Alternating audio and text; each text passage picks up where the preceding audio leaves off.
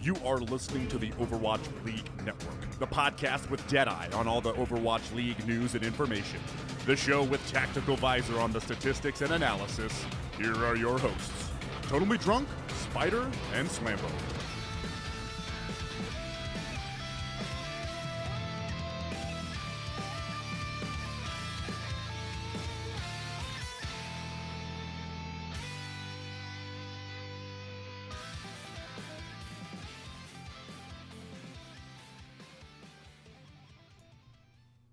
What is up, guys, and welcome back to Overwatch League Network, the podcast with Deadeye on all the latest Overwatch League news, information, and esports analysis.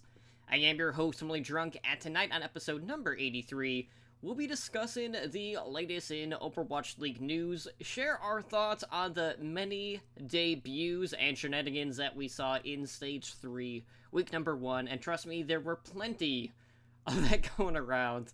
And of course, we'll get you primed for Stage 3, week number 2. But before we can get into the news and introduce you to my co-host, I just want to take a moment to thank everyone who is hanging out with us live tonight on Twitch. And of course, to thank all of our repeat listeners out there. So joining me tonight, as always, is my co-host Spider. And Spider, Overwatch League is finally back. We are patiently awaiting the arrival of the Overwatch League viewer to hit the Battle.net client, which might drop tomorrow, who knows? It's going to be sometime in Stage 3, I'm hoping it's going to be tomorrow. But it was a wild week of Overwatch League. We saw a lot of new faces, a lot of returning faces, some pretty big upsets, and a lot of different looks out there. But how has this past week been treating you? It's been awesome, man. I mean, it's back. Like, the long break is over. We finally got to see some more Overwatch League, even though it was mostly GOATs. Even the teams that don't traditionally run GOATs, which we will talk about that. The teams that tried to run GOATs that we thought were going to do okay didn't do okay.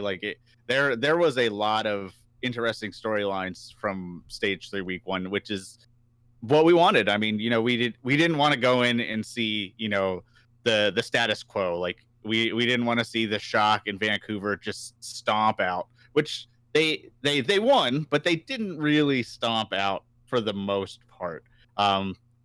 Vancouver maybe a little more than the Shock. Shock looked a little rusty, but the middle of the pack was exciting, and that we focused on that last week. So I am glad to see that what we focused on kind of lived up to expectations.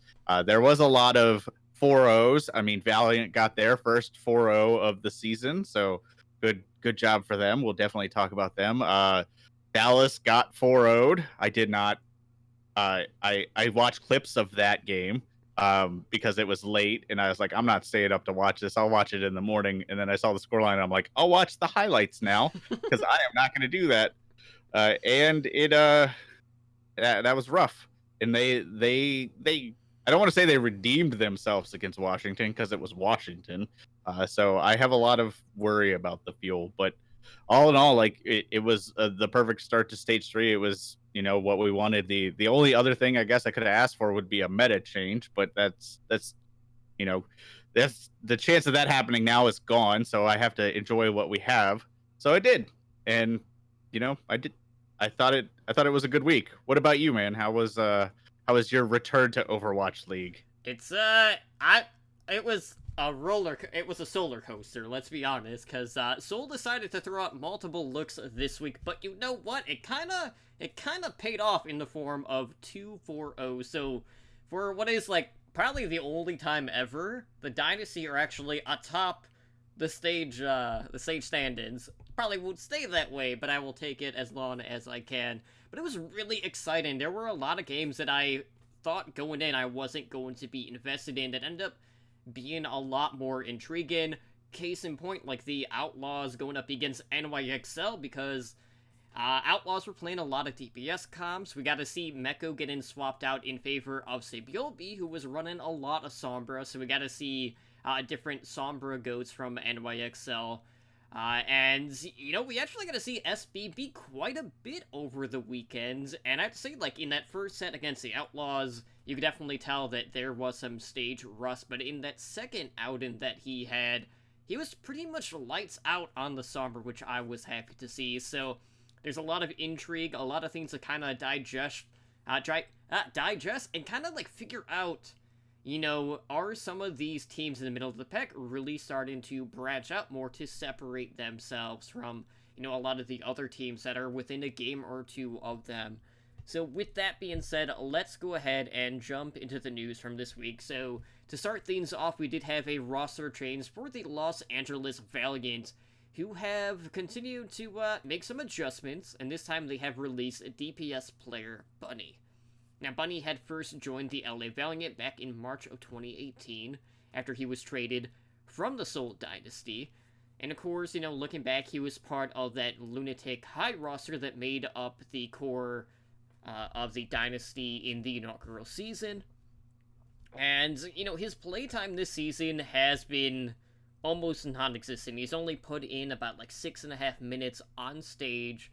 And when you compare that to Season 1, in Season 1 he played 12 hours throughout the season. So a drastic cutoff there. And, for the most part, Bunny was kind of just left on a bench due to the current meta. So he wasn't able to really flex the Widow or the Tracer. And that's true about a lot of the people that are in that hit scan role this season, just due to the fact that we have been heavily in a 3-3 meta. Now, it is worth noting that Valiant still are a mixed roster. They only have 3 Koreans left on that roster, so they still have Kariv, they still have Izayaki, and Kuki rounding out the 3 Koreans on there. So we'll see whether or not there's going to be any other sort of movements, but I can't say I'm honestly surprised by this move as a whole. I will not be shocked to see if Bunny maybe returns back to Contenders Korea, now that that's going to be kicking off here fairly shortly. But do you feel like the Valiants are going to continue to move towards a more Western roster, or do you feel like they're going to keep that mixture going? I think they'll probably stick with the mixture roster. It seems to be working well for them. I don't think nationality really played any role in this departure. I think really what it came down to is Bunny was always like a tracer specialist. Sure, he could flex onto the Widow, but he was a tracer player. That's what he was known for. That's what he was good at. And really, even in stage one, or not stage one, season one, weird to mix that up for a change. Season one, he was an okay tracer. Like, he was kind of upper middle of the pack. Like, he was good, but obviously not good enough to not get traded. And then he kind of just faded, and it's sad because he could have been a very good player had the meta kind of leaned into his hero pool. Like I said, Tracer, maybe Widowmaker. But with the Valiant's current roster and the way they're moving forward, this makes a lot of sense. I mean, they have Shax on hit scan, they have Kariv on hit scan. They have a lot of options to fill those roles if they if the meta circles back around. So I think they just said, hey, maybe this wasn't the right fit for us. Now we're going to release him and some other team can have him. And a year ago, this would have been a weird conversation to have, because we'd been like, who would release their tracer player? Like, what are you, the Outlaws? And stuff like that. And now it's just kind of like, okay, who needs a DPS player when you already have 2 that are going to be playing tanks anyway, or 3 that are going to be playing tanks anyway? So it's sad, but I think if Bunny is committed, he has the talent to make it back into the league, especially if the meta does shift around. Yeah, because more times than not, when we did see Bunny, at least in Season 1, it was basically when Soon had to swap over to Hitscan and play a lot of Widowmaker. That's usually when Bunny got to flex that Tracer play, which was his marquee, signature hero in Season 1. But we'll see whether or not he lands on his feet. But also, we had, we had a couple of teases in regards to some new merchandise that actually launched with the return of the Overwatch League for Stage 3, and these are the alternate jerseys that have been dubbed the Third Kit jerseys. Now, during Stage 3 week number 1, a lot of the teams were wearing their Third Kit jerseys, and a lot of the designs for these jerseys are inspired either by the team history or where the team is located at. So, for example, for the Atlanta Reign, their third kit features a peach color scheme to honor Georgia's state fruit. Now, what's interesting about this is not every team has one. Reportedly, 5 teams opted out of getting alternate jerseys. So those teams include the Shanghai Dragons, the Chengdu Hunters, Guangzhou Charge, Vancouver Titans, and the Seoul Dynasty. Now, these are available to purchase on the Overwatch League store, and the price point is $99. And these jerseys feature the player name and the number. There are no like plain iterations of the alternate jersey, so if you're looking for something that's just blank, you can't get one. It's $99, or that's the only option. But basically, it's interesting because for one, like they basically told the players, hey, you're only able to wear these alternate jerseys a couple of times throughout the remainder of the season, which I thought was kind of weird. Like, cause initially when I heard about the alternate jerseys, I was like, okay, like maybe this would be something that they'll just tie into with the games of the week. But I guess I can only wear it 4 times throughout this season. So there's that. And one of the other things that a lot of people are wondering is, well, who is actually printing and creating the jerseys? And while it is being sold by Fanatics, the jerseys are actually by Into the AM, who provided the jerseys in Season 1. Now, of course, as soon as I looked through them all, I had a really, really tough time deciding if I was going to get, like, a New York Excelsior jersey, or if I was going to get an LA Gladiator one, because those two were my favorite designs. I ended up picking up a DK Gladiators jersey for the one that I got. But I know you were kind of like on the fence about whether or not you were going to buy one, but I want to get your thoughts on the overall design of the third kits. Like, were there any real standouts to you amongst the pack? Maybe ones that didn't really hold your attention all that well either? I mean, the one that I really didn't like was Toronto's. Even with the translation flub, I didn't like the design of it. It just wasn't great. And I'd hate to say it, I didn't really like the Dallas one. It was just kind of boring. Even with like the gunmetal brushed blue, like once I saw the actual colors, I wasn't real like wowed with it. And it would have had to been something great because I already own 2 Dallas jerseys. So um, I didn't really like that. I'm gonna get flack for this because I just read it in chat, but I actually kind of like the shock one. I like the urban camo kind of look. It's not, it's different. So I think it's a cool departure from their normal jerseys. Out of that, that was probably one of the few ones that I did like. I do like the Mayhem one. I'd never buy a Mayhem jersey, but I do like the Mayhem colors, and I think it's just a cool. It's all right. Look, I'll be completely honest with you. This is 100% marketing. Like this is just them making money. Like this is Big Blizzard trying to make money. And it's a good idea. I mean, these fun little things major league teams do, or pro sports teams do all the time. They have like, this is Little League Day, and this is, so and so. And jerseys for Overwatch League is their number one selling item. So why not create something a little more colorful, a little more collectible? And I think it worked. As far as like not being able to wear it like more than 4 times, that seems really arbitrary. Like, I guess you could do like, you have like a set week that you could wear it. Because like NFL does that. They have like their throwback jersey week and stuff like that.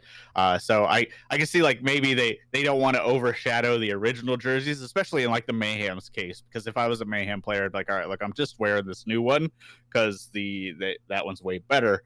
But they have like this color scheme. They have like all this stuff already printed out for their original colors. So I'm sure they don't want to like override that too much. Like they're like, here's this fun thing. Now go back and buy our normal stuff too. Thanks. Um, from a marketing side.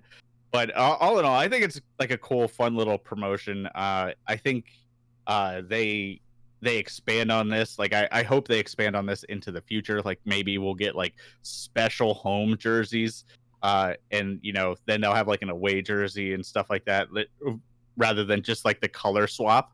I think that would be pretty cool, like an all out like home jersey, like into the AM, like all-star jersey, and then like the away jersey is just like the white and the whatever color, the regular away jersey. So there's a lot of opportunity for this, and I did find it kind of weird that all of the Chinese teams outside of the Spark opted out of this. Like it was almost like they, I I don't know. It was almost like it got lost in the mail or something. Like they were like, "Wait, why did everybody else get jerseys?" And Spark was like, "Hey, why didn't didn't you get the memo?" And the charge is like, "No, we were too busy getting rid of our academy team."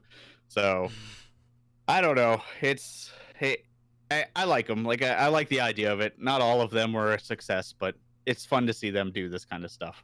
Yeah, I think in the Chinese team's case, it was like, well, we know we're not going to be able to outsell Hangzhou, so they're like, we're just not even going to bother to try. But I find it funny that you really like the shock one, because when I saw that, I was like, well, doesn't the orange kind of like defeat the purpose of it being camo? It does, but it depends how seriously you take the camo. Like, Yeah. are they really trying to blend in with anything, or is it just a pattern at that point? Like, you say what you will about it, but it still looks way better than the Defiant one, regardless of what is going on. So, and at least they put a pattern on it. Dallas couldn't even be bothered to even bust out the pattern machine and say, "Oh well, let's put some squares or something on it." Nope, they were like, "Up, flat color." Yeah, all in all, like, I was really pleased with a lot of the designs. I think really the only one that I was just like kind of like scratching my head about was the Philadelphia Fusion one with the referee attire. Because when I saw that, I was like, is this how they're gonna try to get on stage for the playoffs? Because that's the only time it's gonna happen, is if they get mistaken for referees at that point. But I hope I hope only their brig player. I hope only their brig player wears that jersey. Like if it's EQO or whoever they decide to play this week, because then he is literally in brig jail. Because that's exactly what it looks like outside of a referee jersey. It looks like one of those old timey prison uniforms. Yeah, I also did really appreciate the Outlaws basically donning the Astros design for their jerseys. So that was a nice touch. But I was just happy to see that for the Mayhem, they didn't shebait us again with the Miami Vice colors, because I did that the last time and everyone was up in arms, and they're like, well, we wouldn't do that to you twice, and sure enough, it was actually legit. So I definitely appreciate that nonetheless, but I can't wait to get my Decay jersey. I'm sure I'll wear it whenever it comes in on our next show, because it is on the way. Looking forward to seeing the quality of these ones as well. But man, like that Toronto one though, what really gets me is that someone has to approve this. Like it's just like, oh, that looks right, let's just push it through. And sure enough, using Google Translator, probably not the ideal way to go. Oh, it like you said, it's unfortunate. I guess it's the best word I can use. Like that should have never made it through QA. And having a job where I have to fight with QA on a daily basis, I understand things slip through, but this is too big of a stage for you to make that kind of mistake. So yeah, don't let it happen again, Toronto. Yeah, put him on notice. And of course, if you guys didn't know already, we do have the Overwatch League Grand Finals tickets on sale as of now. So of course, this is going to be held in Philadelphia on September 29th at the Wells Fargo Center. And tickets are available to purchase via the Wells Fargo Center website. So, of course, you have tickets in a variety of different tiers. You have basic tickets that are starting at like $49.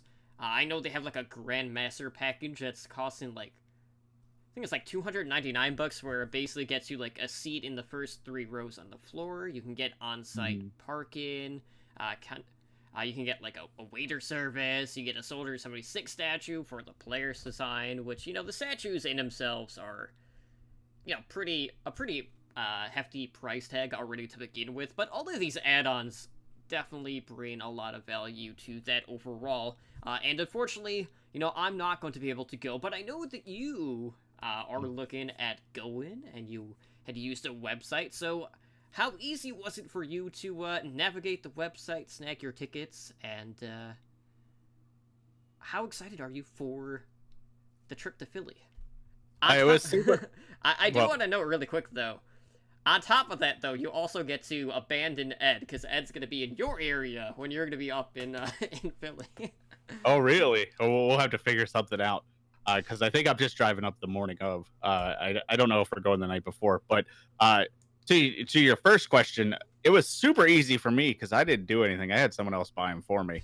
But it gave them the money. But I did check out the website. I did check out all the seats and stuff.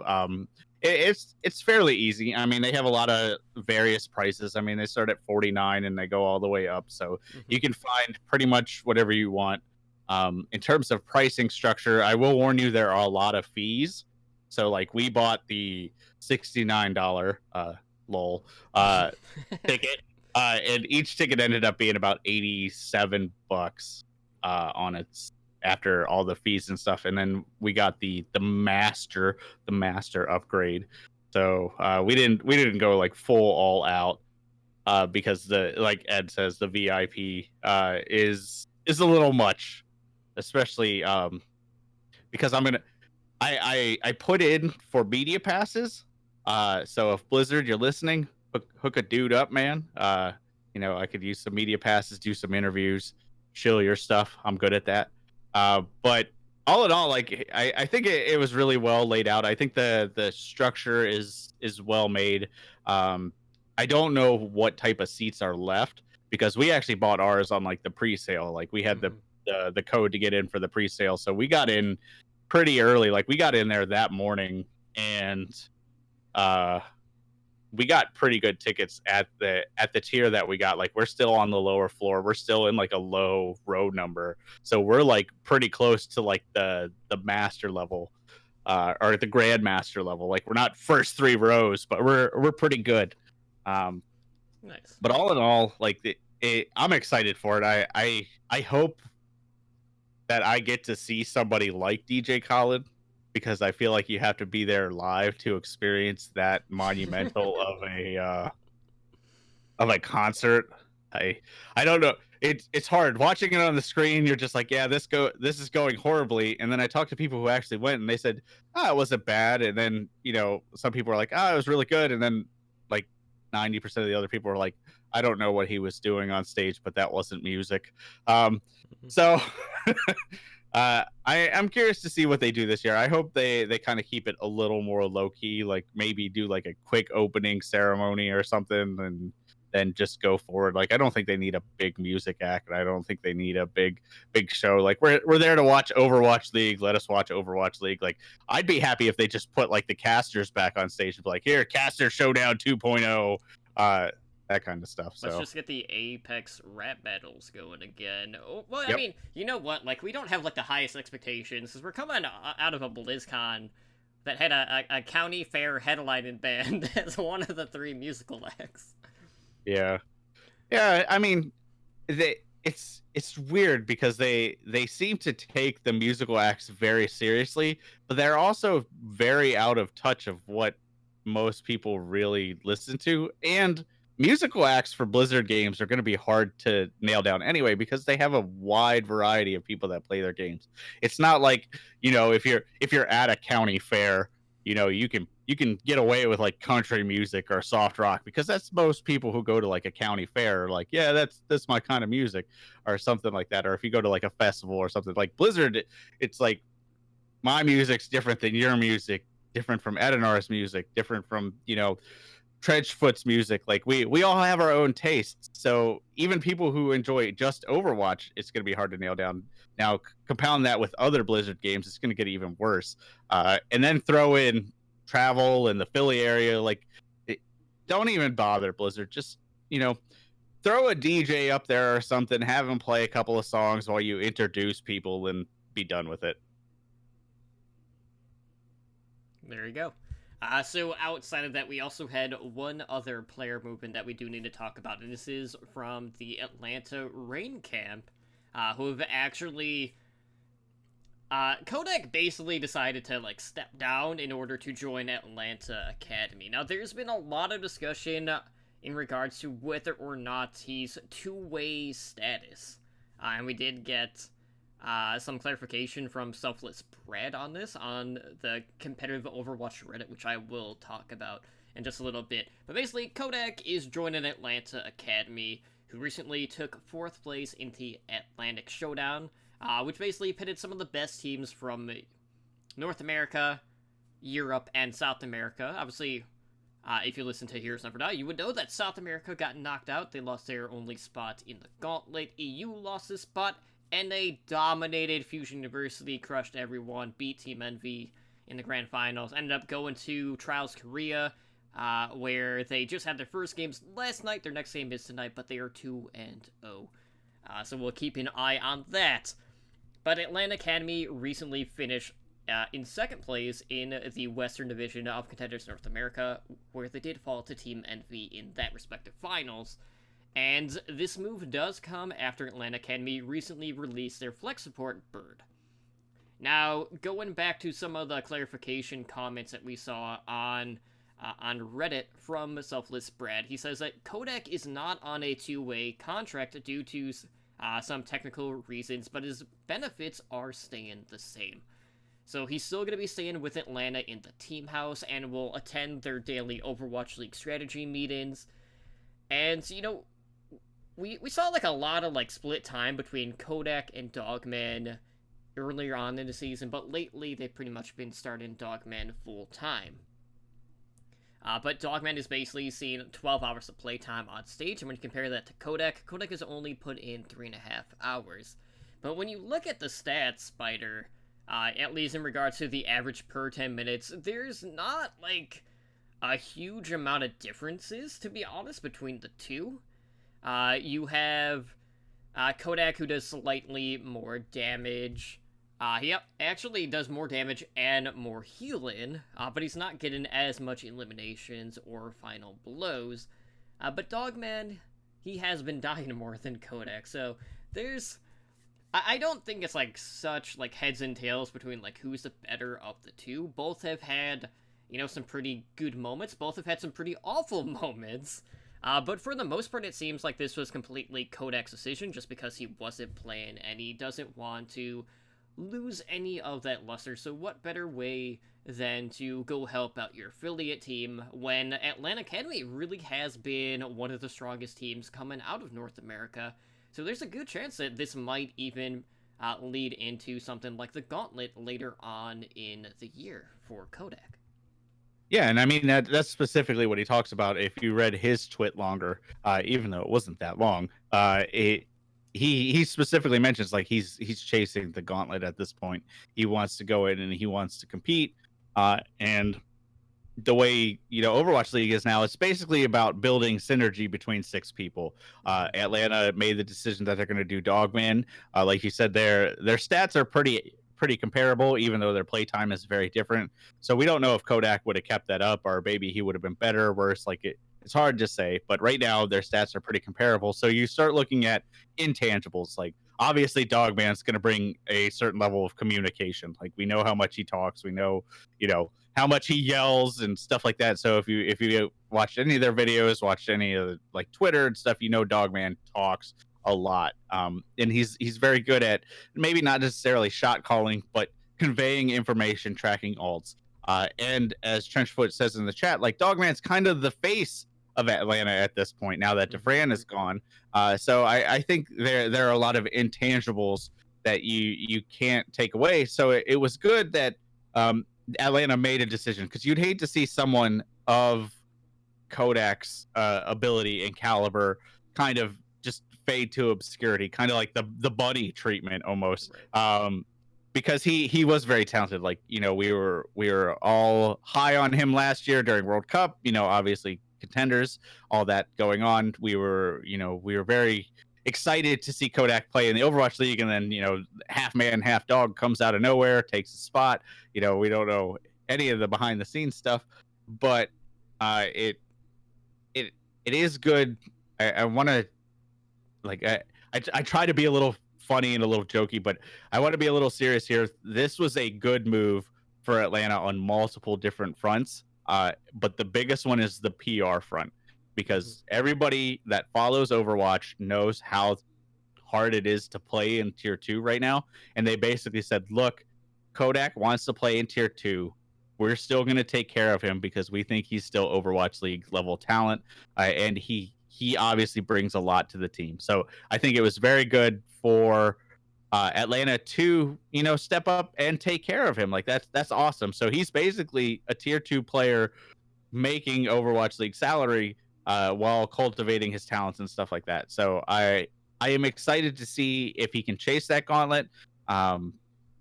I am sad to see that he's not going to be in Overwatch League anymore, but I do like Dogman.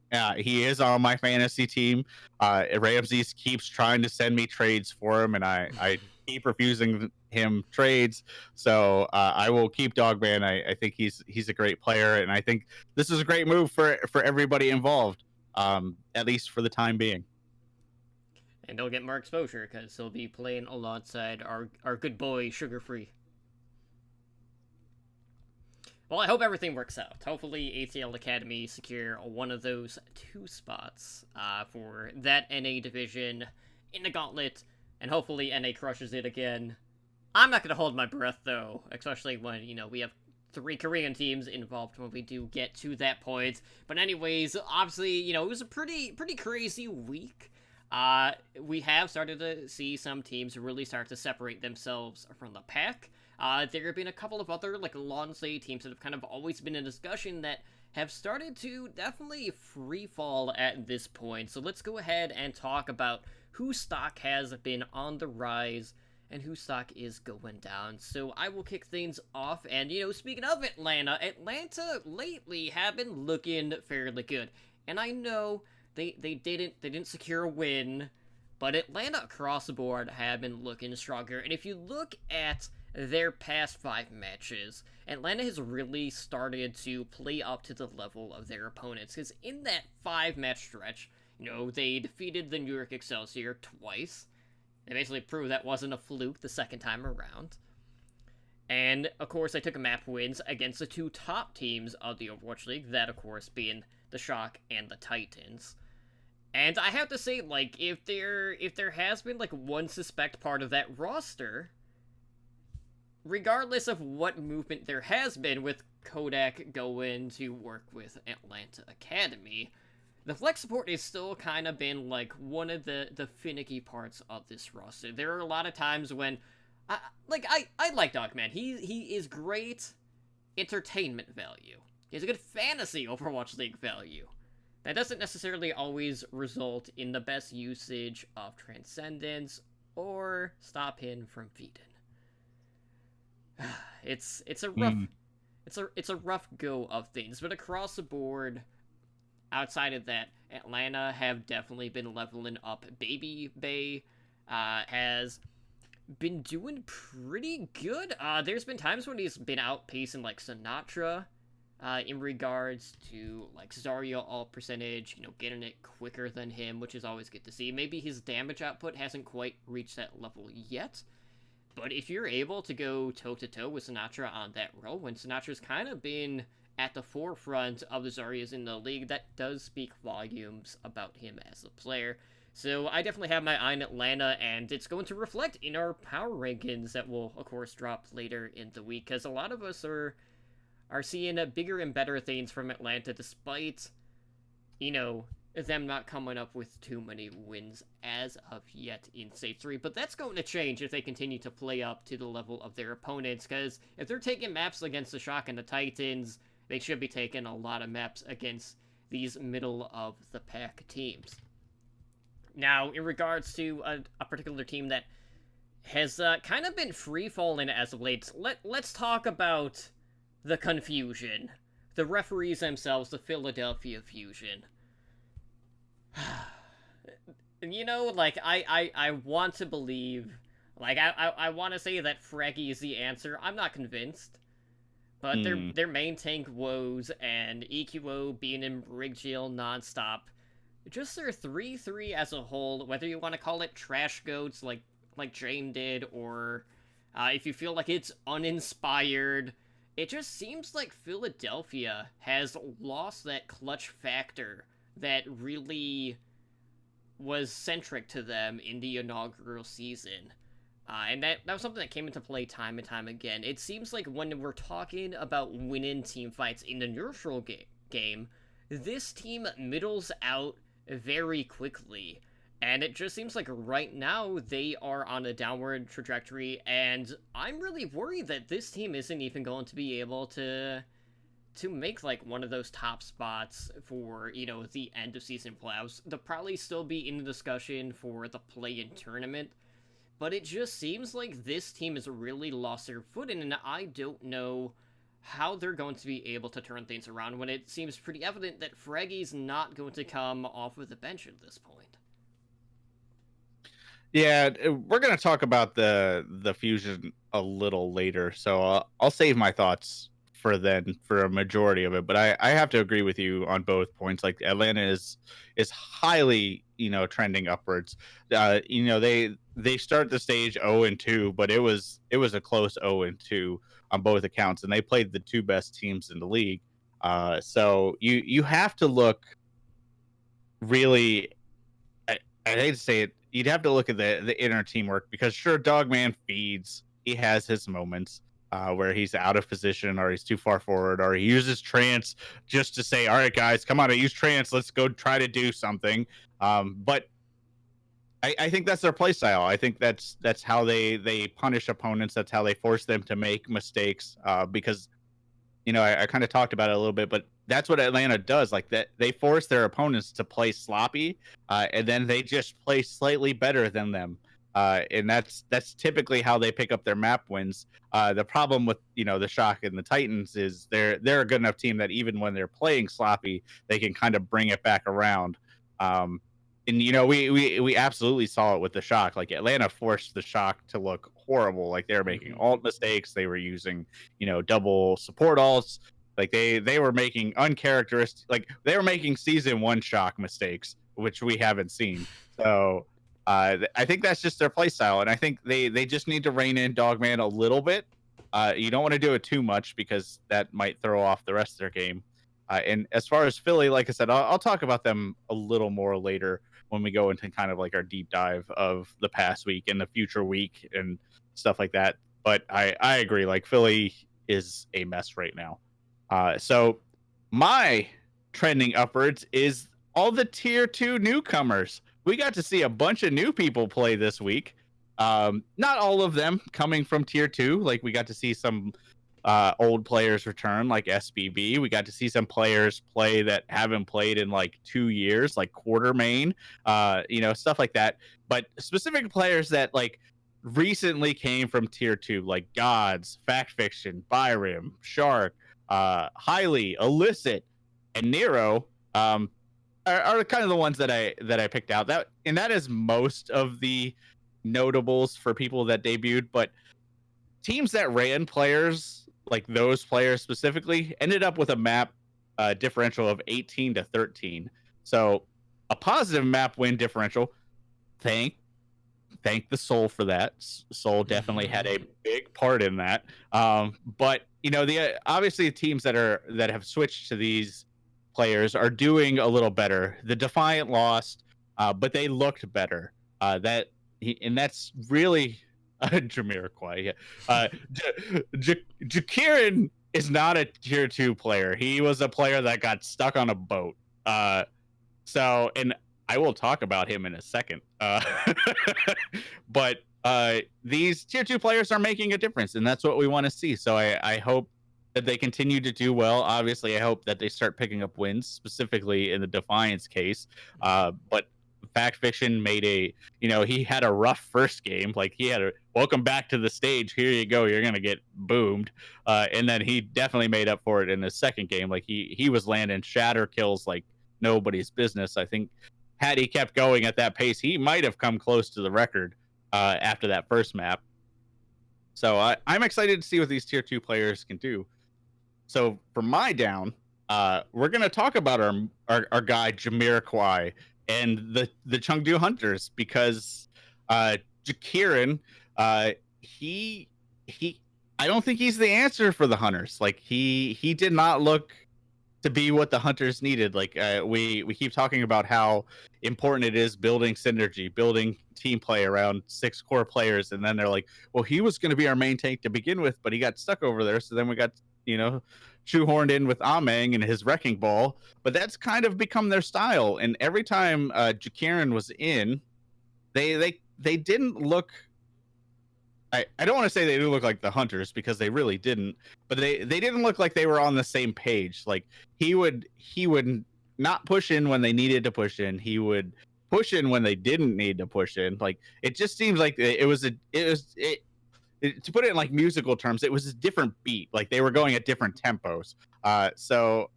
And when Amen came in, they still had their problems. They still obviously didn't win their matches, but they looked better. Like they were landing combos. They were pushing points. They were getting ticks. They were doing stuff like that at a much faster and a much more reliable place than Jakirin. So I think if you're a Hunters fan, I would be worried in general because it seems like other teams have kind of gotten their numbers. Specifically, like when you get out comped by your own comp by a different team, that's when you start really getting worried. When your sole identity is this DPS comp, and Guangzhou comes out and says, "Nah, we could do that better," and they do. So, as as someone who likes the Hunters, I don't know if I'd call myself a Hunters fan. I'm an Amang fan, the Church of Amang.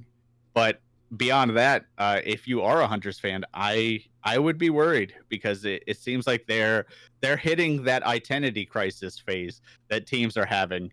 And the only team that successfully has pulled that off so far is Seoul. They're the only team that I've seen that can walk out with multiple different roster setups and walk away with a positive map win differential. Because in the history of Overwatch League, that hasn't happened.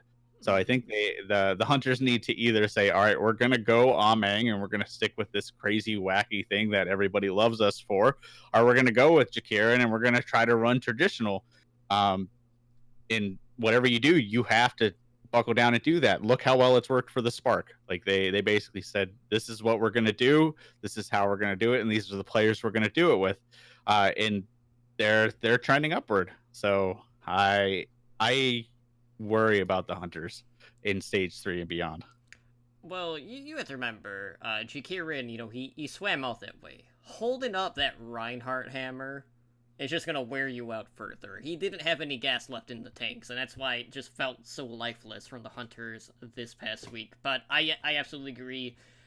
We get so used to that triple DPS look from the Hunters, and there was just a lot of sloppy play from them across the board, and I was not convinced when we saw Jakirin early on, because every time he was in, we were primarily just seeing Chengdu run the 3-3.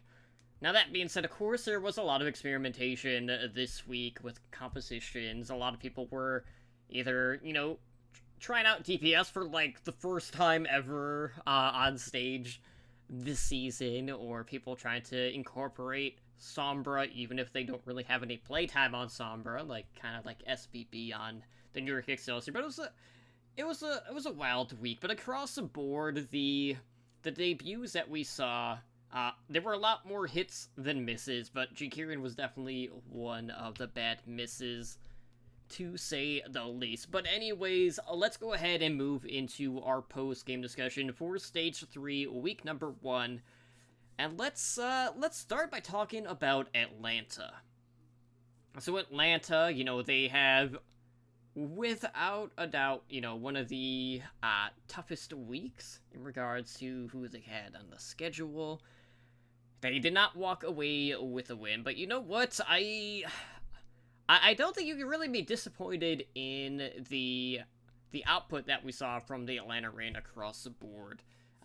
Titans have basically just been beating everyone that stood in their path outside of the Stage 2 finals, which of course, we saw the Shock take that one.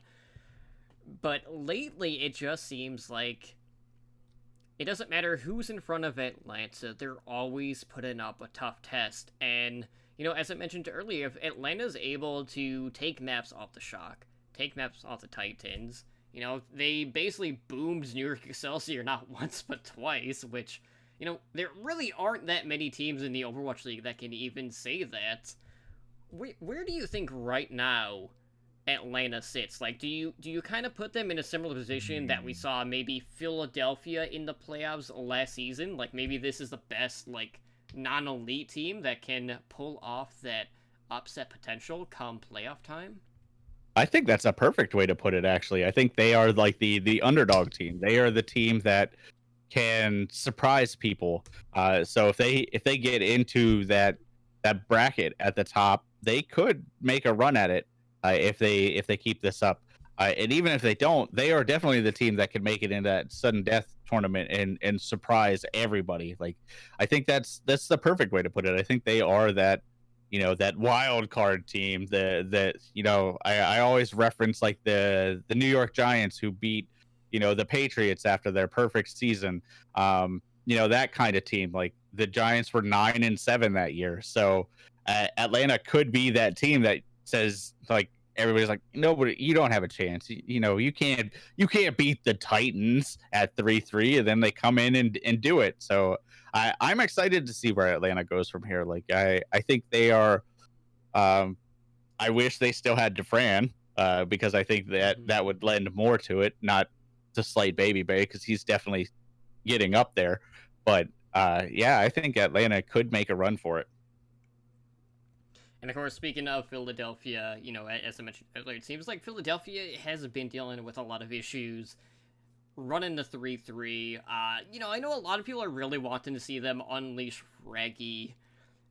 I don't see that happening since they've just been sticking with the same lineup week after week. But it seems like Philadelphia is just this perfect team in regards to being able to flex the heavy DPS compositions, and we just have not seen that happen as of yet, which is frustrating because you have, DPS like Carpe and EQO, who are really kind of at the forefront of the DPS duos as a 1-2 combo in the league in the inaugural season. And now they're just they're stuck. They're playing Zarya. EQO obviously is in Brig Jail. That's why he's wearing the black and white jersey. That's unfortunate. And it just seems like, for a team that has superstar caliber players, we're just not ever really talking about the names on this team like we were used to doing pretty much week after week throughout the inaugural season. So, like, right now, if you're Philadelphia, you'd be very fortunate to make it to that play-in tournament at this point. It just seems like as time progresses, either they're just not able to match the 3-3 of some of these elite teams, or these middle-of-the-pack teams are even surpassing where Philadelphia are, and now we're even starting to see, maybe some of these bottomed-out teams that are starting to experiment more that could really throw them off their gears as well. So if you're Philadelphia, like, now is not the time to either be at a standstill or in a downward trend, because there's a lot of movement going around, and right now it just seems like Philly is stuck in neutral, and they need to find something soon. Otherwise, they are going to be in severe jeopardy at this point. Yeah, and I mean, we talk about how important it is to build a core 6 roster and train around that roster. But at this point, Philly doesn't have anything to lose. They're already on a pretty slippery slope downward.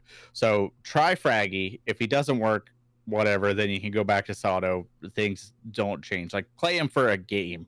Like, come on. Like, what do you really have to lose, especially if you put him in a game that you're heavily favored to win or heavily favored to lose at this point? Like, I'd have to look at their schedule and see what they have coming up.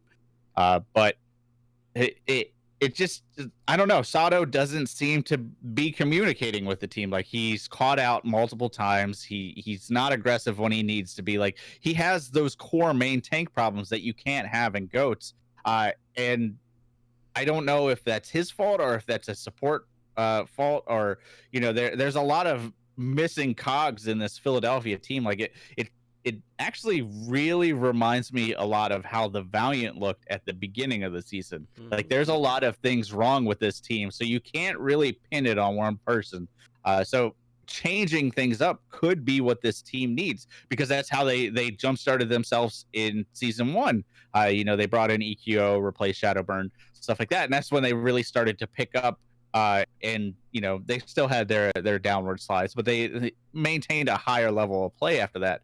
And to multiple people's points, Carpe. I think Carpe needs to be looked at. Like they're sitting on him like he's this star DPS player. He's this untouchable. We don't want to do anything with him. But if he's causing problems behind the scenes, which has been rumored, if he is dictating how the team plays, you need to kind of look at that as a coach. But beyond that, you need to look at him as a player, because looking at him as a Zarya compared to other Zaryas in the league, he's not that good.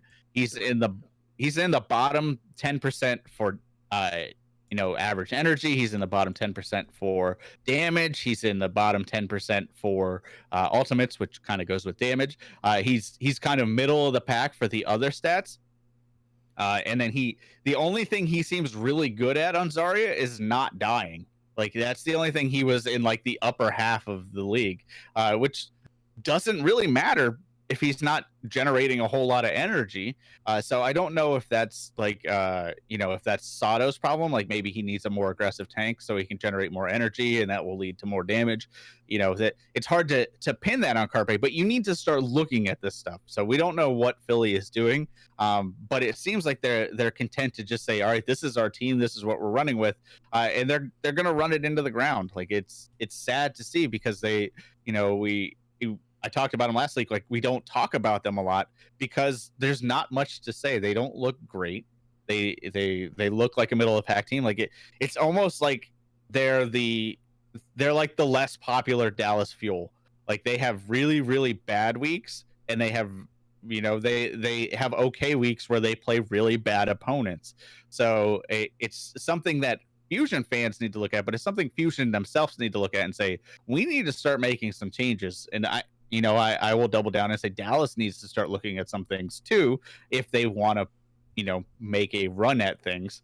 But specifically to Philly, they need to try something else, and they at least have an option for main tank.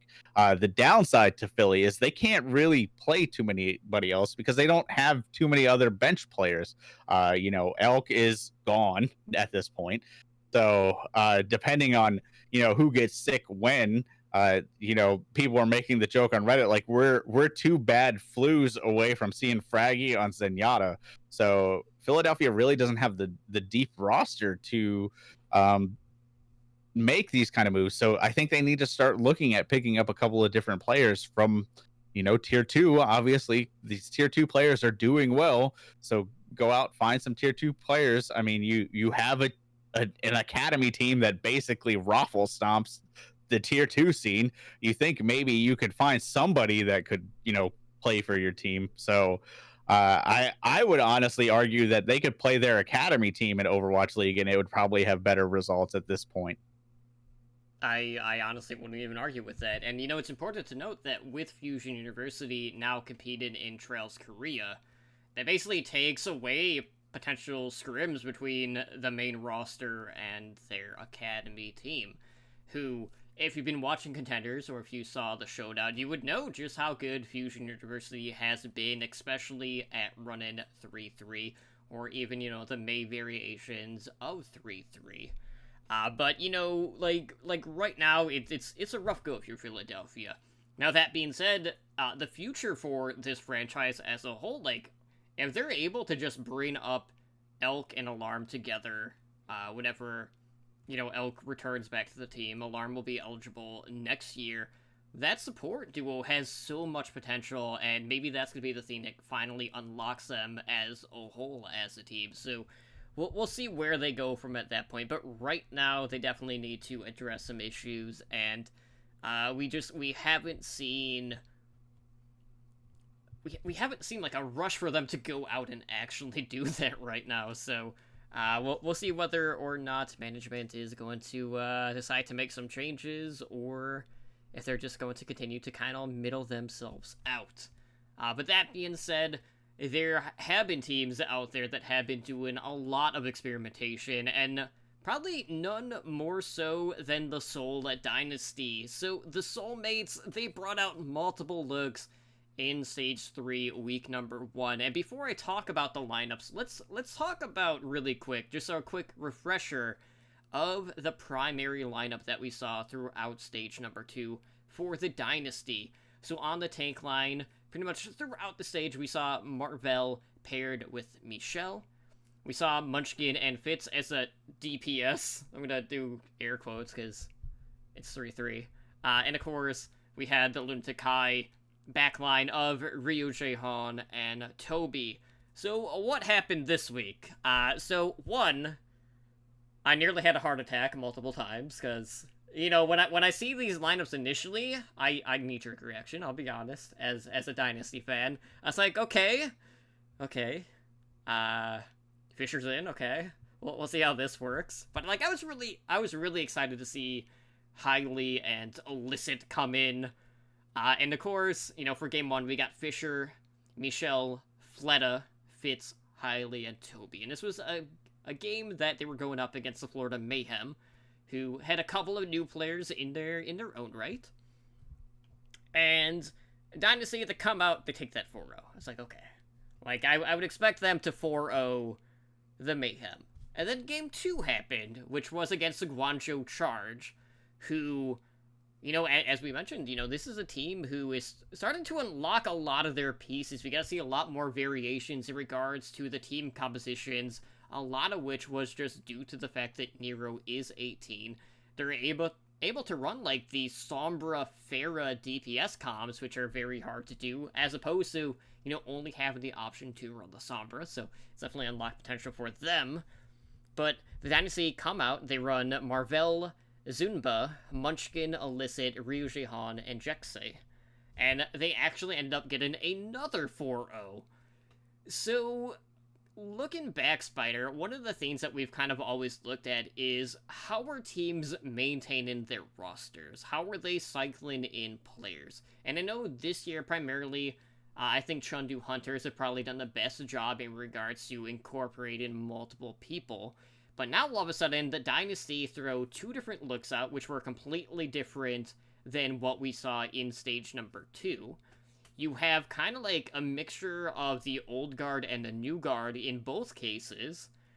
And while I'm not going to say that I was, like, flat out, like, impressed by either of the 3-3 looks that we did get, it's important that everyone is able to fit some sort of niche, whether it is map-specific, role-specific, anything like that on this team. And it's kind of got it to the point now where, for Fantasy Overwatch League, I was like, well, they subbed out Jaehan, who had 100% playtime. I don't know what to do now, because the Dynasty were such a huge team in Fantasy Overwatch League throughout the year.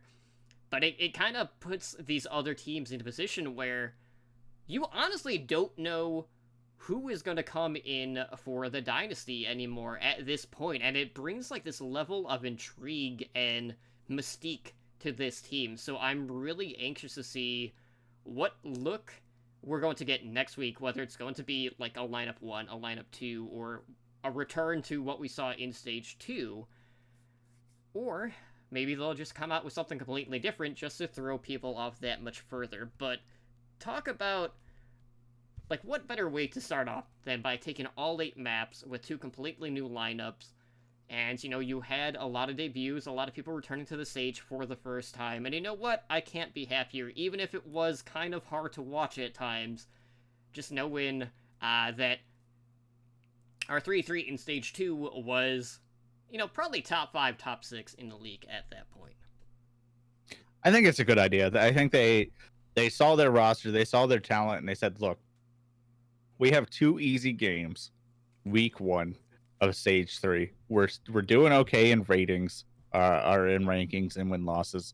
So we're going to throw out these 2 rosters that we think could do well, and we're going to see what they can do, and then we're going to go from there.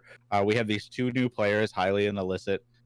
We want to see what they can do, and they did play 1 map together. Mm-hmm. I think it was game 2 that they played, and they looked good. Like, I think both of these rosters looked good, but I think they need to decide, because this is not going to fly against teams that are in the top 8 or in the top 5. Like, you can mess around with rosters like they're doing, and I think it's absolutely necessary for teams to do this. Philadelphia. I think you should try new things, especially when you have easier games like these. I mean, because if you look at both of these teams, they're both at the lower end, regardless of how the Charge is looking now. They do outside of that game, they still looked better than they had in the past. So I think this was good, but I think going forward, I think next week we may see more variation. Probably not to this degree. Like, I don't expect two whole different rosters, or at least I wouldn't expect two whole different rosters. But you might see like two players play and then like four players subbed in and out for a game, and then I think they're gonna I think they're gonna narrow it down. I don't see, at least historically, any way that they can maintain two functional rosters and hope to make a run at it. Just because, like I said earlier, that hasn't worked out in the past in any capacity. I mean, you look at season one London, and they had two of the best teams on their roster. They literally had two of the best teams going into Overwatch League on their roster, and they floundered hard before they sat down and said, all right, we're gonna put these two together and make one team, and that's it. And that was in a meta where you could pop off, you could carry as DPS. You can't do that now. Like, that's not the GOATS meta. You need a six roster that you can say, all right, we can do something funny with it. We can play Somber Goats, we can play Pharah on certain maps, we can do certain things, but there are going to be points, there are going to be maps where you need to run 3-3, like traditional 3-3, and you're going to need the teamwork synergy, or else you're going to get stuffed. And we saw that happen multiple times this week with different teams. I mean, Washington was one that Dallas did, and Dallas. I am a Dallas fan, so this is hard to say, but I don't think Dallas is that great of a team. Like, I think Dallas has a lot of fundamental problems that I would probably put them solidly like middle of the pack at the highest right now. And they made Washington look bad because that's how fundamentally bad Washington's teamwork is. So I don't think Seoul in the future can get away with this. So they're going to need to narrow it down. But I was excited to see this. Like, I love when teams do this. Like, as much crap as we give teams for Tank Moo and Ryuje Kong and stuff like that, it's, as a fan, it's fun to watch. I mean, it's hard to watch when you start losing and stuff, but it's fun to see experimentation. Like, it's fun, and I think that's kind of the draw to the Titans, is it's fun to see Bumper come out on Hanzo and get a pick. It's fun to see that kind of stuff. So it's fun. I'm sure it was when you initially saw these rosters, you're like, oh god. But then when they started doing well, you're like, oh, okay, well, maybe this isn't so bad. And then they brought out the new roster, and you're like, oh man, they're doing it again. And then they started doing well, and you're like, hey, this is actually pretty good too. Yeah, basically, like, when I saw the Boston starting lineup and the Seoul one, I was like, oh crap, I need to go change my limited teams, because I started Aim God and Ryuje Han, and like knowing what the game one lineup was, I was like, are they just not gonna play him this week? So I had to rush out and change it, and thankfully I did. But the level of intrigue is definitely at the forefront, and we'll see how Seoul does this upcoming week, because they got an interesting game this week. Actually, they have two games again, so they face Atlanta, and then they also face the Shock. So, is this just going to be something that they do whenever they play two games in a week? I don't know. We'll find out for sure in this upcoming week. So, of course, outside of this, as we mentioned, it was a pretty crazy week in regards to just the amount of debuts, or kind of re-debuts, that we saw in the Overwatch League. So, just a quick rundown of all of the new and or old faces that we saw return into the stage. We saw Fate make his debut on a new team, of course, with the Florida Mayhem. We also saw Byram, who is their new flex support. For Seoul, we saw Hylie and Illicit. The Charge played Nero, who recently celebrated his 18th birthday. We saw Jikirin try to run 3-3 with the Trondu Hunters to really no avail. We saw Fact Fiction debut for the Valiant. Quartermain played for the Spitfire. Persia played alongside Alamon in regards to the Boston Uprising. So that was his first time on stage. We saw Gods and Sharik. So we got to see the Montreal Rebellion tank duo. And I know there was a lot of questions of, well, like, are they just going to play Gods on Brigida since I'm 37 has struggled? That was not the case. Gods was playing Diva. And I have to say, like, one thing that I really loved in regards to, like, the Tier 2 debuts is how quickly the fanfare was and the chants in the crowd. Like, I absolutely love to see that for both of those players.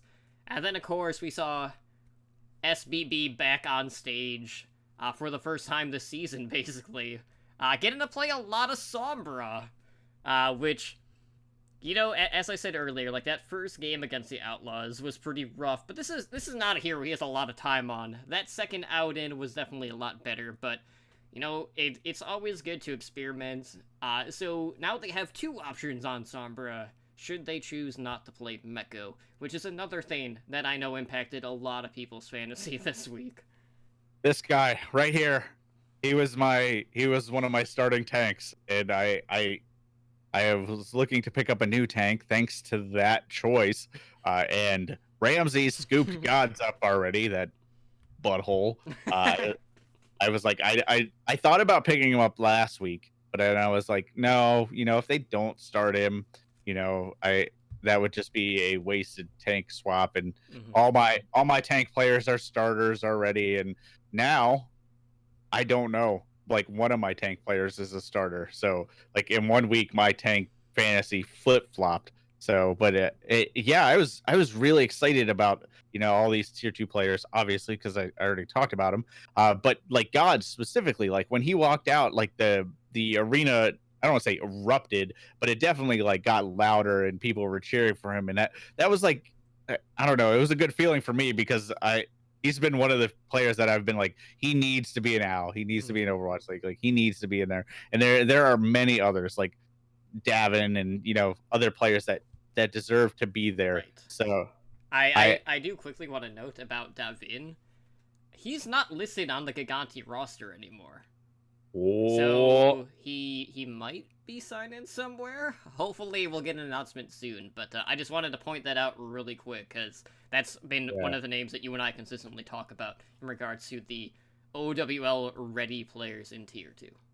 Right. But I mean, that's pretty much my point. Is I was excited to see all these players debut. You know, there were some old favorites coming back, like SBB.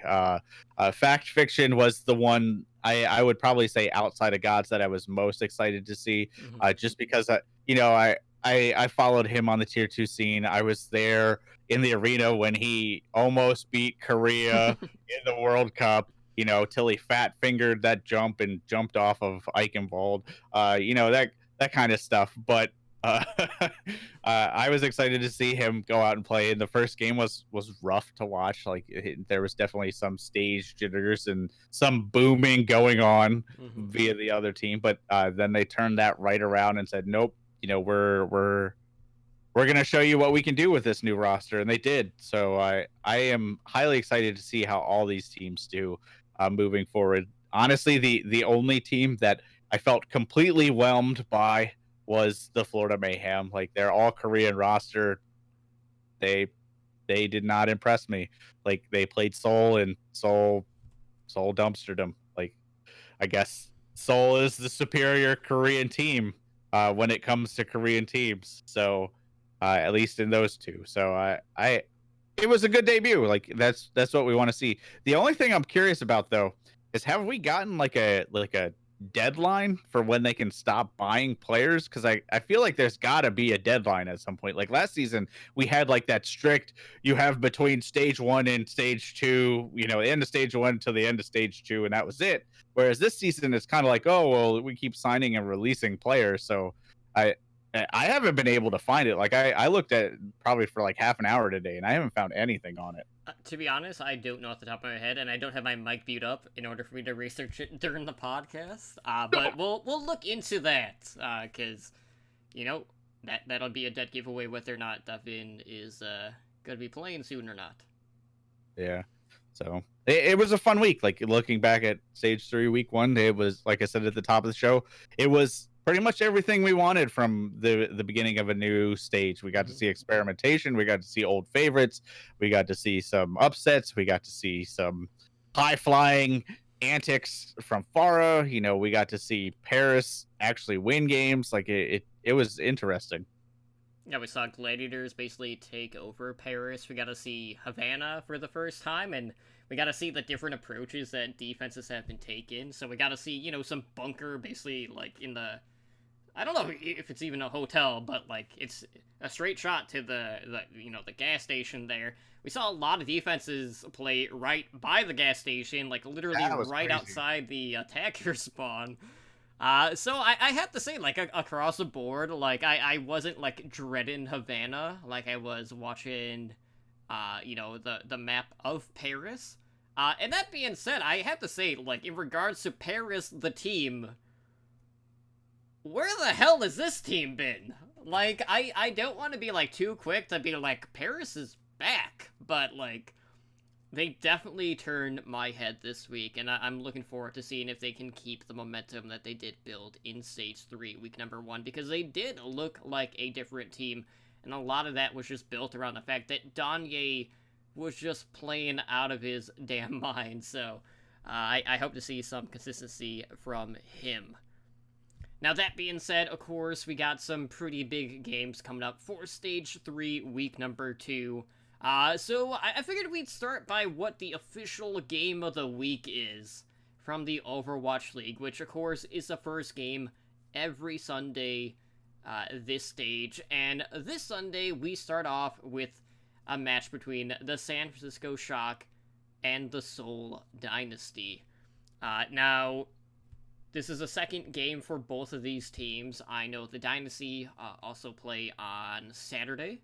Shock actually playing the first match of the week, which is against Houston. So we'll see whether or not Houston can have some similar vibes to how they did against New York Excelsior. But lately, you know, the Shock have looked like the number 1 team in the league outside of that match against Atlanta. Like, because that definitely was a rough go pretty much across the board.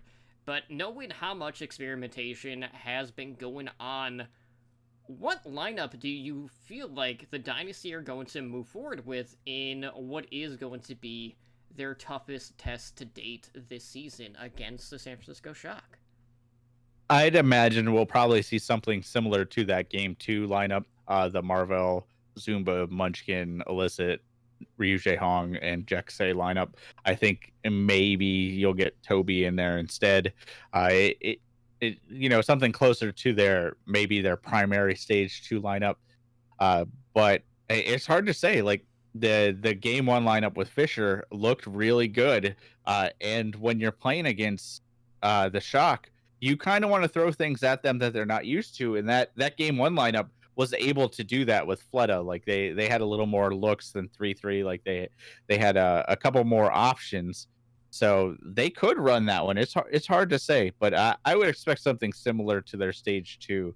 Like Dynasty definitely seemed like the team that, while they're up for experimentation, they know when to get serious, and they're going to try to play 3-3 into the Shock. So I'd be surprised if we didn't get a lineup that could at least run their primary 3-3 with maybe a different look here or there. But that's a good match of the week. I mean, you can't ask for more than that when you look at the rest of the lineup. So any other, before I go on my picks, do you have any other that you were really looking at?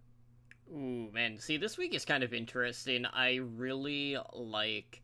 and this is gonna sound weird because, like, I always trash this team. I'm very intrigued by Uprising versus the Outlaws. Because, like, you know, Outlaws gave us... I don't know if it's false hope, or, like, if they're going to continue to throw DPS looks, but, like, Uprising have been another one of these 3-3 teams that have seemingly middled out, so maybe this is the Outlaws' best opportunity to take that win. Outside of that, you know, we have... You know, that Dynasty Rain game is very interesting. We have Dragons versus Rain. You know, like, it's weird. Like, my intrigue around certain teams has definitely been brought to the forefront. Like, I want to see Atlanta, having played up to the best teams out there, just come in and take, you know, decisive wins against some of these other playoff caliber teams. And if they come out of, you know, this week, even going 1-1, I'd say you'd have to be pretty happy with that. But the Rain Dragons match in regards to like the playoff contenders teams is going to be the one that's the one I'm most looking forward to. So we'll see whether or not the Dragons are going to continue to run like these diva list compositions, if we're going to keep seeing the triple DPS. But the Rain across the board, like, I just want to see Dogman feed a little bit less, and I want to see Baby Bay continue the upward trajectory in regards to just his damage output and ult gen. Yeah. I was actually really excited for the Dragons Rain game because I think that'll give us a good look at where the Dragons are at. We kind of know that the Rain is on the upward trend, so, and we've seen the Dragons win more and more. So I think that would give us a good chance to see how these two teams are faring in the middle of the pack. But the first one I'm really interested in is the Thursday Spark versus Titans game, and obviously the Titans are going to be heavy favorites in that. But with the Sparks upward trend, I don't expect them to win, but I want to see how much better they've gotten since the last time they've played the Titans. So that it's less of a, do I think the Spark can beat the Titans type of match, and more of a I want to gauge where the Spark are at. Like, how much better have they gotten? Like, are they still going to get 4-0'd, because that was kind of like the storyline with Dallas. Is Dallas, in stage 2 was like, oh, Dallas is on the upward trend, and then we hit the Titans, and the Titans just wrecked us. So they were like, no, they're still pretty much the same team. They've just been playing easy teams. So Spark have not been playing easy teams and have been winning. So I'm curious to see how they do. So I'm really excited for that one. Unfortunately, that one is so late on Thursday night that I will probably have to watch it on Friday. Those Thursday night games, they kill me, man, because it's not a weekend. But the other one I'm excited for, the other one I'm not excited for is the Fuel and the Titans game, because I don't think we have a chance. But the other one I am excited for is the Charge versus the Valiant, because these are both two low tier, I will use quote, but I kind of put them both in the middle cluster F pack, but two lower tier teams that we need questions answered from both of them. Like, do they belong in the middle of the pack? Do they belong in the play-in tournament? Because that's what both of these teams are really vying for at this point with their records, is they're trying to squeak into that sudden death tournament and make a run at the playoffs, and hopefully win out. So I think this game will answer a lot of those questions. Charge have looked better. Obviously, they couldn't look much worse at their low point at stage 2, but they have looked much better, and Nero is looking to be like the piece that they needed to kind of supercharge that roster. And Valiant, with their new look, just look like a more cohesive unit. I talked about how at the beginning of the seasons the clockwork looked bad, like the gears weren't meshing, they weren't running in sync, whereas now they're not great, but at least they seem like they're in sync. Like, you can tell what they're trying to do. They may not execute it 100%, but they at least attempt it at the right time. You're not getting, like 6 ultimates used all at the same time, like we saw some teams use last weekend, and just flub up a team fight. So I think the Valiant are on the upward trend. So that one I'm really, really excited for, because that one's going to answer a lot of questions I have. And then finally, I am super excited for the match we already talked about, the Shock versus the Dynasty. Like, I think that one could be a very good match, just because the Shock don't know exactly what they're walking into. So they're gonna buckle down with their generic game plan, and it's up to the Dynasty to say, all right, we know what they're gonna do, so we have to figure out how to beat it. So I think that's like the most exciting matchup for me, is when you have two teams that have talent, because obviously Dynasty has a lot of talent. It becomes more of a cerebral thing. So I think it's in the Dynasty's wheelhouse to outthink the Shock, and I think they could do it. Yeah, another match that I'm very interested in is one of the Friday night ones, and that's between the Toronto Defiant and the London Spitfire. Now, something important to note is that both of these teams only have one game this week. So, of course, all of that attention in regards to the coaching, all the strategies, is going to be put on this game. So, like, we've seen, the new tank line for the Defiant bring A couple of different things. I know Gods had some pretty clutch moments with the bombs here this past week, so I'm curious to see if that's going to come into play here. And Spitfire has still kind of not shaken off like that mentality of either being an elite team or a team that falls off a lot. This is a team that's still kind of plagued by some inconsistencies, so this is another one of those ones that on paper, like, you're probably looking at, like, the Spitfire should surefire win this one, but then there's always, like, that trickle of doubt in the back of your mind about knowing, well, like, if Prophet doesn't pop off, then Defiant really have a very good chance at pulling off an upset here, so I don't know what to expect there, but, speaking of, some teams that have been kind of wishy-washy lately. Like, Eternal is another prime example of that. They looked pretty good this past week.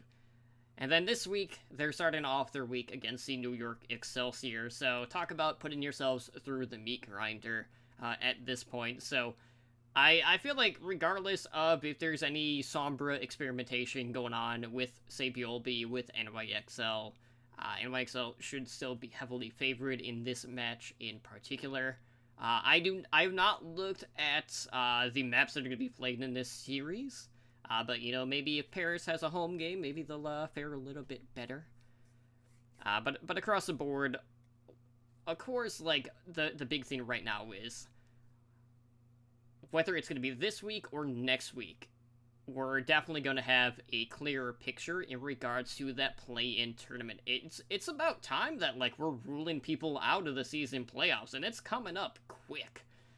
So I feel like next week, or maybe the week after, we'll have a heavier discussion on, who's surefire, like, out of the run-in at this point.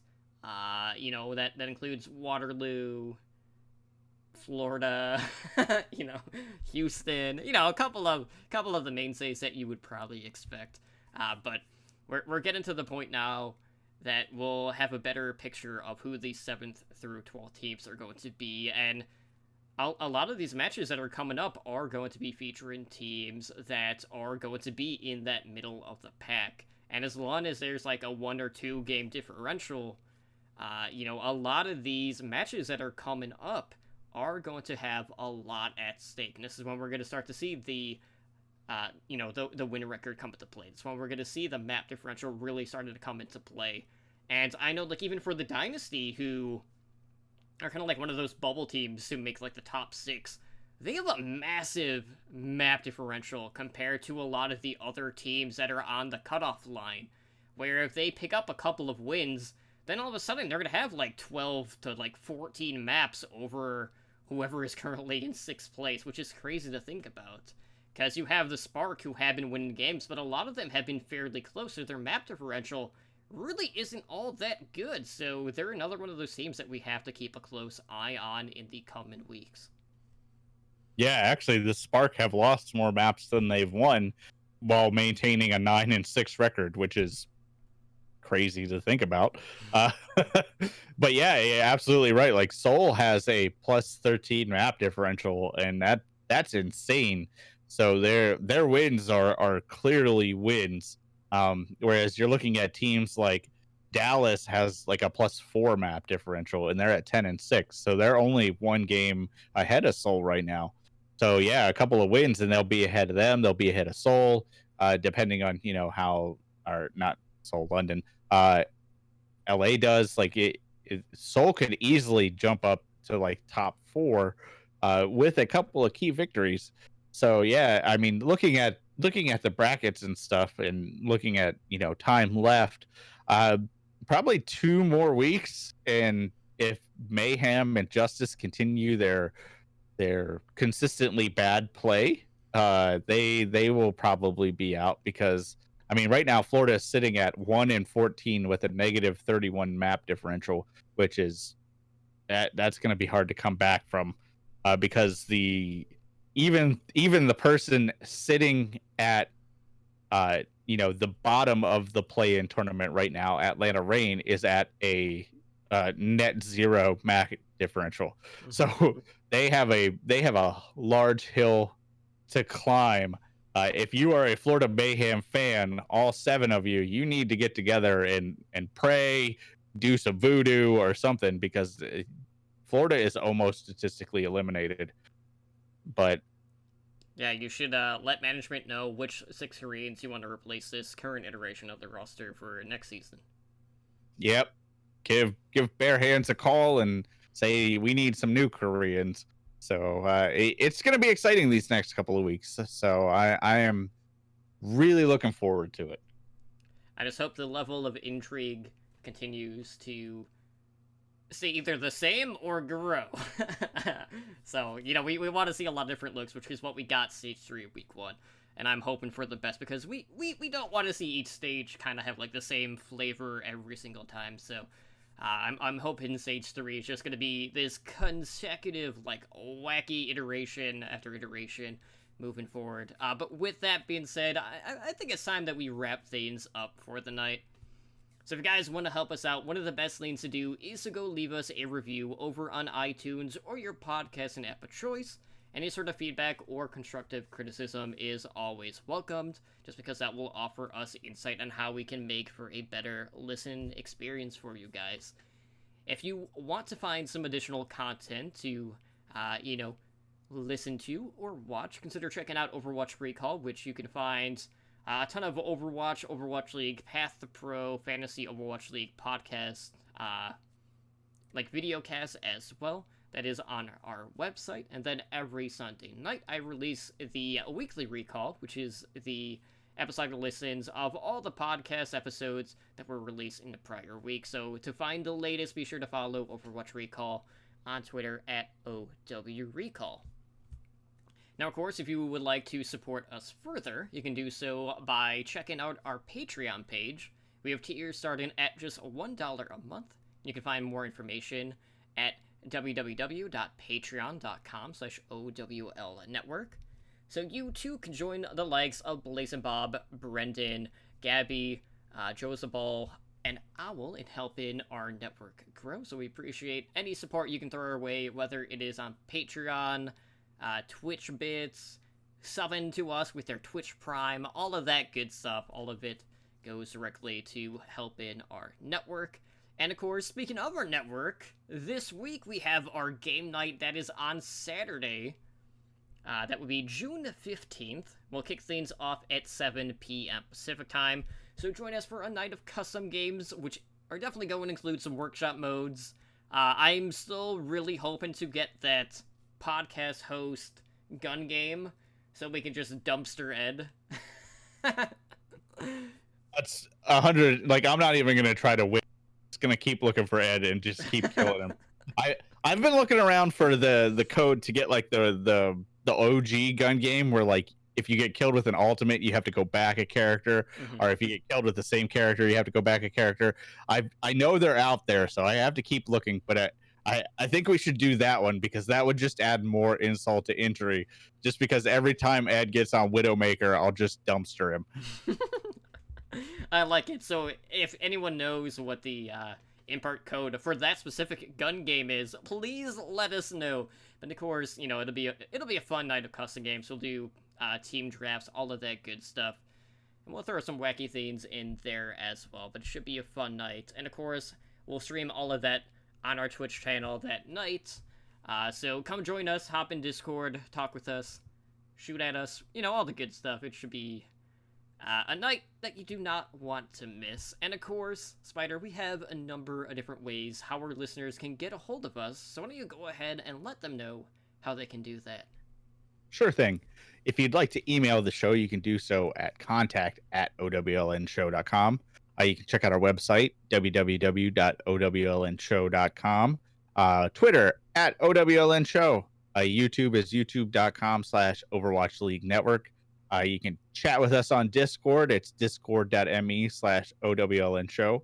If you're listening to the audio, you can check us out live on Twitch. It's twitch.tv/OWLNShow. As Toto mentioned, we are a Twitch affiliate, so you can subscribe. You get a cool emoticon. It's just another way to help support it, support all of us here. We do have multiple shows during the week. We have our Monday night show, which is the Overwatch League focus show, which is what you're listening to. It is Overwatch League Network. It typically starts around 7 p.m. Pacific time. Tuesday night is fantasy night. That is Owl by the Numbers. That starts at 6 p.m. Pacific time. I wish you guys would have told me Mecco wasn't going to be playing. Come on, If guys. only I would have known that SBB was gonna re-debut. I know. Come on. But really, if you're looking for fantasy advice, I've said it in the past, I'll say it again. I've used their own advice to win games against them. So they do know what they're talking about. So check that out. Wednesday is the Edinar Power 2-hour show of Variety Overwatch, where the Grand Poobah Fantasy League master himself drops some variety Overwatch knowledge on you. That is Heroes Never Die. That starts at 5 p.m. Pacific time. So drop in, inflate Edinar's ego even more so we can crush it on Saturday. I'd really appreciate it. And beyond that, we do host streams here and there. I typically do Thursday nights. I will not be doing this Thursday night because of our game night. And I have something else planned that night. And by the time I get back, I'll be exhausted and just want to watch Overwatch. So I will not be streaming this Thursday, but typically I stream Thursday nights. Totem streams basically whenever he wants at this point. Like I've seen him stream some days when I'm at work and other days like at night. So just be sure to hit the follow button so you know when we're going live and you can check us out that way. And then I guess one more time, just patreon.com/OWL network. Just, as low as $1 a month. So you can find myself on Twitter at SpiderGD. I typically post random nonsensical stuff, usually Overwatch or Weeb related stuff. So, you can come yell at me there. Bring us home, Totem. Well, of course, if you would like to reach me, you can do so on Twitter at TempleDrunkCTR. And before we wrap up, I do want to let everyone know that we are working on some new merchandise. I'm not going to tell you exactly what it is, but I did get a new thing for H&D done. If you've been on the Twitter today, you've probably seen it as a new profile pic.